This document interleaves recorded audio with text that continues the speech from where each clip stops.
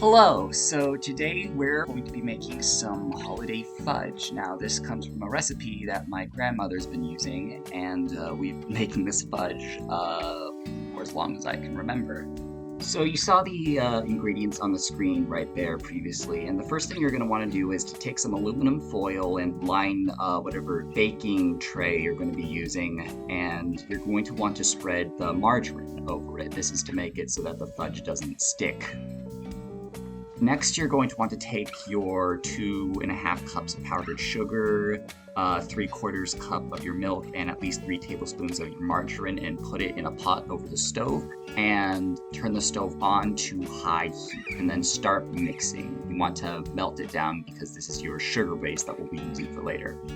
Now, set whatever timer you have to 5 minutes and just let it melt. While that's boiling, you can just super quickly pour in 2 cups of your chocolate chips, your bags of walnuts, and at least half a teaspoon of the coffee and put it all in a bowl. Once your sugar base is done boiling, you can pour in half a teaspoon of vanilla extract. Now take a larger bowl and take your mix of walnuts, the coffee, the chocolate chips, and pour it in, and then you're going to want to pour in your sugar base. Now that you've poured in your sugar base, it's hot enough so now that the chocolate is starting to melt. Now you're going to want to stir it around until it becomes this uniform chocolatey looking mixture.